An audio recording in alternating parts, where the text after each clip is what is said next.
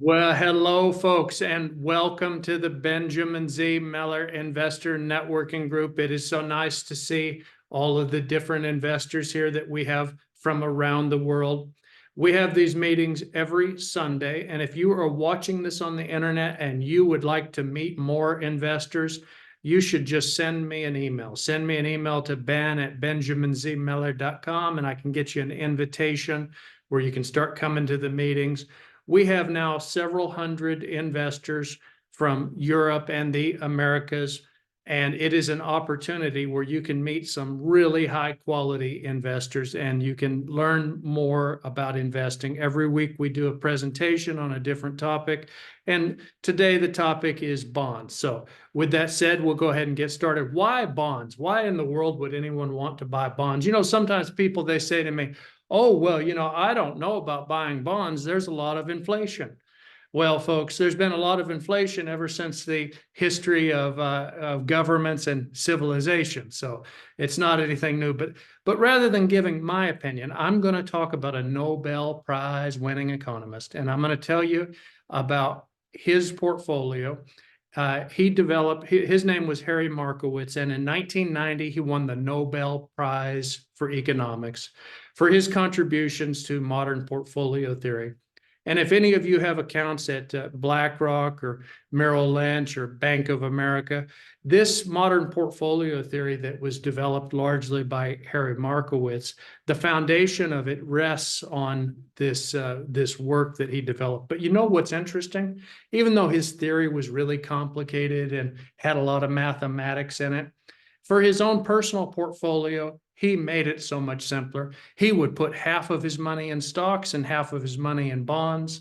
And then once a year, he would adjust. So if the stocks went way up in value, he might sell stocks and buy bonds, or vice versa. If the stocks went down in value, if the stocks went down in value, he might sell bonds and then buy stocks. So this is a way that you can balance things where you don't have to try to predict the future. Now we're going to talk about the investor that created index investing. Everybody in the world talks about index investing. Boy, they love to talk about their low-cost index fund. Well, I'm going to show a 1-minute clip here from Jack Bogle, and he actually is an American investor, and he's renowned for popularizing the index fund as an investment strategy. The market doesn't know. Nobody knows. So you just have to put them out of your mind and forget it. What you want to think about is how much risk you can afford. And that's very much a personal thing, and has a little bit to do with whether you're investing regularly and things like that. And then I said to him, if it's helpful to you, I will tell you what I'm doing. Now I'm 88 years old and have an unusual kind of planning my estate. And I said, I'm 50% bonds and 50% stocks. I don't happen to rebalance around that. It just seems to come out that way, particularly in recent years. And it's been higher than that and been lower than that. But right now I'm very comfortable at 50-50. Isn't that interesting? He also likes 50-50. So we've got a couple of people with a tremendous amount of experience, and both of them seem to think that your portfolio should have around 50% in bonds. So it's definitely something to consider. But let's talk about the history of bonds. It has such a fascinating history. We're going to talk about when bonds first came about. They were first issued by the Bank of England back in 1694, and they were issued to finance the war with Napoleon, where actually they sold a lot of gilts, bonds in not the United Kingdom, I mean Britain. So the Britain first issued bonds in 1694, and they did this to finance the war with Napoleon. And just for fun, I included one of my favorite pictures. I've got a picture here showing one of Napoleon's actual horses that was taxidermied. This particular horse is in a museum in France, and you can still see the actual brand. So I think that's so cool to look at that. But Basically, the UK government, they issued, it should say the British government, not the UK government. The British government used a consul bond, which is just a perpetual bond. And that is something where basically it pays a fixed return in perpetuity. So it's a debt that's not paid off. It's supposed to pay forever. So it's quite an interesting financial instrument. They don't use consul bonds very much anymore, but it would be the equivalent of an interest-only bond, except the difference is they're not a term when it's paid off. That's what that actually would be. So a great story, and I love stories, and this is one of my favorite financial stories, is what happened when Napoleon was defeated at Waterloo in 1815. So Napoleon was defeated, and the British government had issued all of these bonds, and people that owned the bonds, they wanted to know what was going to happen and who won the war, because if Napoleon had won, it would have devastated the value of the bonds that they had bought, where they would go down a great deal in value. But what happened was he was defeated, and Nathan Rothschild, we've got a picture of him here. You always hear about the Rothschild family. Here's Nathan. He had basically, he got advance notice of what had happened, where he knew that Napoleon had been defeated. He had a few days of advance notice, because back then the news did not travel so quickly. It was primarily carried by horse and rider. So he knew a day or two ahead of time that Napoleon had been defeated. But instead of just sharing that news openly, he circulated a rumor where he basically said, we lost, the French won. They won the battle. And he did this actually in a very subtle way, because instead of just going around and telling everyone this, what he did was he went and himself sold the gilts. So when other people saw him selling the gilts, they inferred that they must have lost. But he also had his friends, everybody talking about it. So the rumor went out, and there was also proof that he was selling, that convinced the other people that were watching, okay, we've got to get rid of these gilts. These bonds we have to sell. So they sold these British gilts, and they sold them in mass, and it set a panic off where everybody sold. The majority of people sold, and the price collapsed. And then when the price collapsed, his friends and him were able to go in and buy the bonds back at a steep discount. Maybe they bought them at 10 cents, 20 cents on the pound, whatever it might be. But that's basically a great story. And then, of course, when the news finally arrived that Napoleon had lost and that the British had won, the value of those bonds went through the roof. You're not really allowed to do that anymore in the modern age. That's called insider trading, but still an interesting thing. Another thing that's important when you talk about bonds is to know the relationship between how the interest rate impacts the bond prices. And we've got a great illustration here that shows that, where if the interest rates rise, the bond prices fall.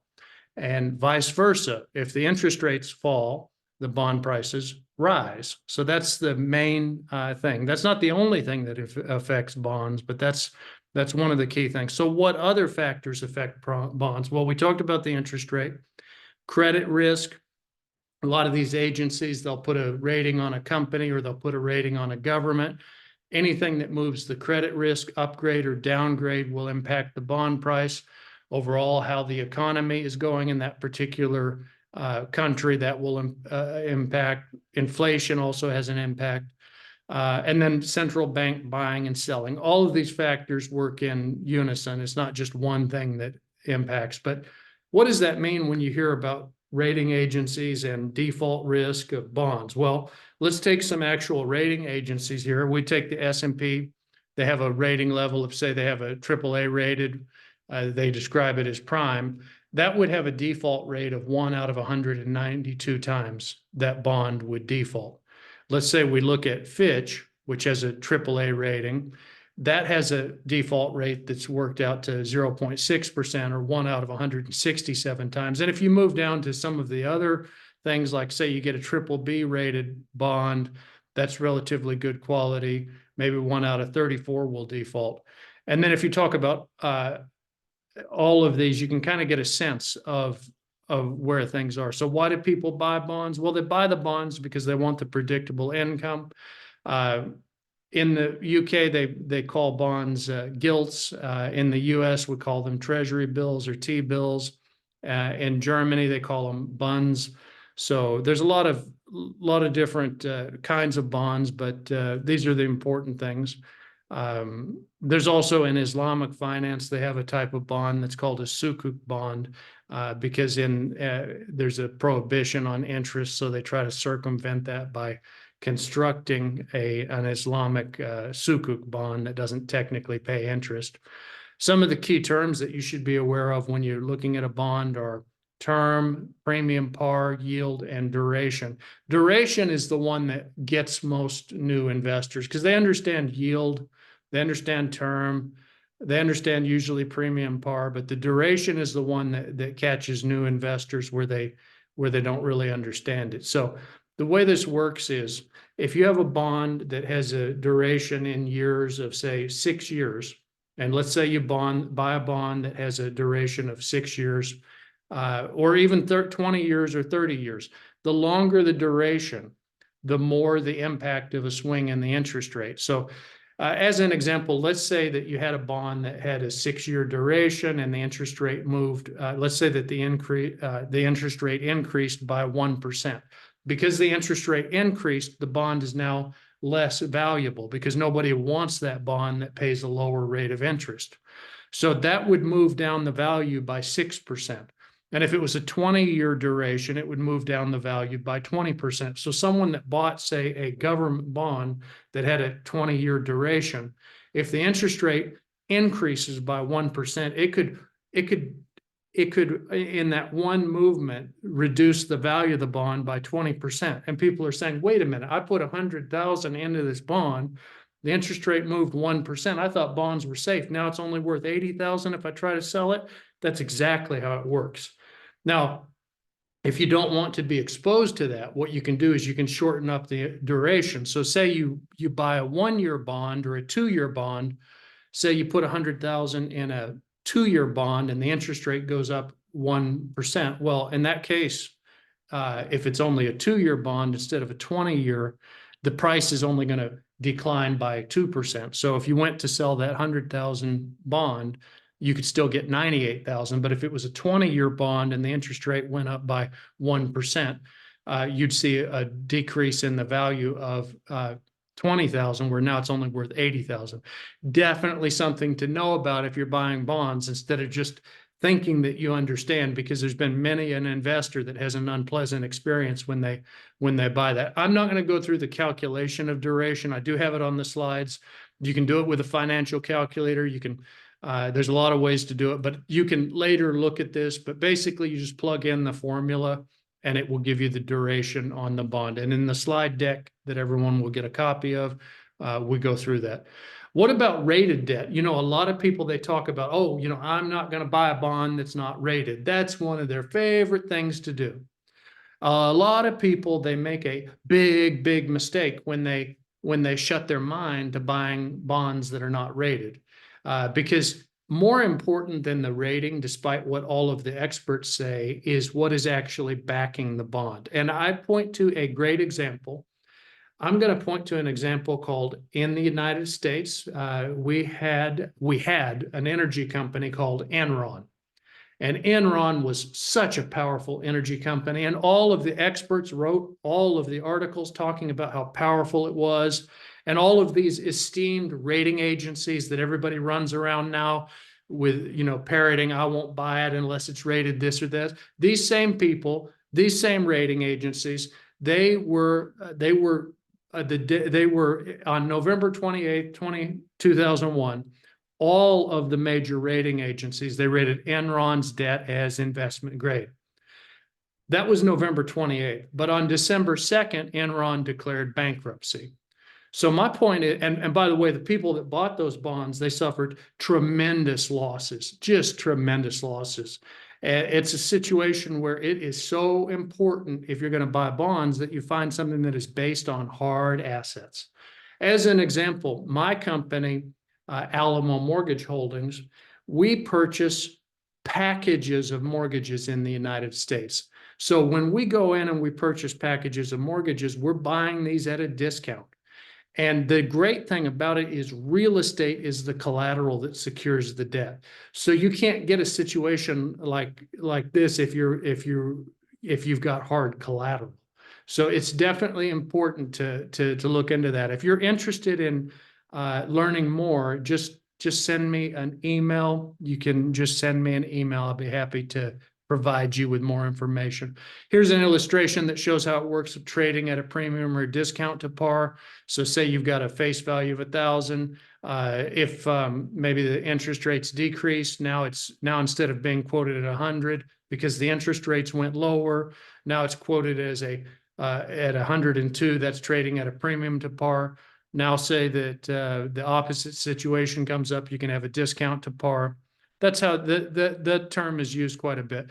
The other thing that is so important, and this is another thing that gets a lot of investors, is they don't compare things properly. So this happens a lot to investors that are in the United Kingdom, where they may think, well, I can get an 8% rate of return in British pounds. That's fine. I'll just invest in British pounds. Let's say they find some asset that pays 8%. That can be devastating, actually, because if you look at the long-term history of the US dollar compared to the British pound sterling, you find that if you went back to the Bretton Woods Agreement towards the end of World War II, you could at that time, 1 British pound would buy approximately 4 American dollars. At that time, the British pound was much stronger. But look what happened as the decades and the years passed. All of a sudden, the pound is losing value. The pound is losing value. It's losing value. It's just losing value against the dollar. And now we go from 1 pound buys $4. Now we're at 1 pound buys $2.40. If we go down, 1 pound buys $1.61. If you went to the 1st of January of last year, 1 pound would buy only $1.20. That's incredible. So if you are getting paid in pounds, yeah, you may be getting an 8% rate of return, but think about the risks. Wouldn't it be better if you could get 8% that maybe is paid in dollars, especially if it's over the long term? Or what about if you're not sure? That's one of the great things about my company, Alamo Mortgage Holdings, is we give you that option. If you want to get some passive income, you can actually purchase in either British pound sterling or US dollar. If you're not sure, you can do half and half. We make it easy for you. So that's something that's relevant, the exchange rate, because it impacts the real rate of return. Now let's talk about let's take an example of something that's not an interest rate moving the value of a bond. We're going to take an exogenous shock, as an economist would say. Here we've got Russia invading Ukraine. So on February 24th of 2021, we've got a chart here that shows the Ukraine bond price here, where we can see basically, it was trading at basically par, roughly par, if we went back to January. And then we see here Russia invades. Here's February 24th. So when Russia invades, look at how much the value went down. It dropped all the way down to below 20. That's incredible. Just wiped out the value of those bonds. And that was not caused by an interest rate movement. I mean, of course, the interest rates were moving at that time, but that's a great example. Here's what happened if we look at the Ukraine 1-year bond yield. So you can see here's February 24th, the yield, look at how much it went up. It went up from tremendous jump in the yield there. So it reached a maximum yield of 263%. That's incredible. That's an incredible yield. If we look at the Russian government bond, here we're looking at a dollar bond for the Russian government, and we see that it's right in here. It's just everything's the same, and then they decide to go and attack Ukraine. All of a sudden, that yield jumps up all the way to as high as almost 20%. just unbelievable. So the Russian government, they implemented a lot of capital controls to try to get things under control so that their currency value didn't greatly decline. But you can see also that it also impacted the yield on the Russian bonds. So now we're looking at the Russian one-year government bond yield. If we look at corporate bonds, we look at the company Lukoil, we can see here February 24th, and we can see that February 24th of 2022, the invasion starts and the Lukoil bond price dropped tremendously. That's because people are selling. But, you know, a lot of people are selling there. But what about the U.S. bond? And this is what's so interesting, because the U.S. bond, instead of falling in value, the yields actually increased. So what happened was U.S. bonds became more valuable. So people are selling these other bonds and they're saying, where should I put my money that is safe? And look at this. You can see here before the invasion, we're looking at the 24th of February. We see that the yields were rising. This is a trend where if we look at this yellow, this kind of orangish colored line, the yield is rising. This is a 10-year treasury yield that we're looking at. So a 10-year US government bond, the yield is rising. Then the invasion happens and the trend actually reverses where the yield goes lower. So think about that. If the yield goes lower, what that means is that the price of the bond is going higher. So the yield goes lower and the price of the 10-year treasury bond, it is increasing. And it is increasing because there's increased demand. There are investors from around the world that are saying, hey, you know, I sold these other assets. I'd like to buy your bonds because I don't think Russia is likely to invade your country. I think that I'll buy these bonds. So this is, you can actually see a real world example here of that. It's very interesting to take a look at. So basically the Ukrainian government bonds, they really surged as Kiev, what happened was at first they dropped and then they surged. So you see it move back and forth, but a lot of activity in the bond market there. So another thing that you often hear is an inverted yield curve. And this is something that, without going through everything in detail, I've got the slides and you can look at all of it, but basically it's a predictor of a recession. So if a country's bonds are showing an inverted yield curve, this is often an advanced warning of a recession coming. Now, here's the question that we started out with. Why would anyone buy bonds if inflation is rising? Well, essentially what you're doing is you're making the assumption that you know what's going to happen in the future. If you say, I'm not going to buy any bonds, I'm only going to buy stocks. And that can be a very costly assumption. I show here a Black Monday in 1987 in the United States. We're looking at the Dow Jones Industrial Average here. And we can see how all of a sudden on this day, the price of stocks completely collapses.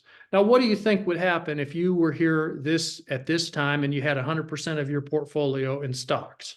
Well, if the next day you wake up and it has collapsed, you don't have any option to sell stocks and buy bonds because you're 100% in stocks. So that can make sense why you have 50% of your portfolio in stocks and 50% in bonds, because the people that followed that advice, when they woke up on this day, they had the ability to sell bonds for cash and then use that money to buy stocks. So that's the idea behind it. You're not trying to guess the future. Just a couple of reminders. I'll paste in a sign-in sheet here in just a minute, and then you can, in the chat window, there'll be a sign-in sheet. Please put your contact information in it, and we will get you a recording of the presentation emailed out.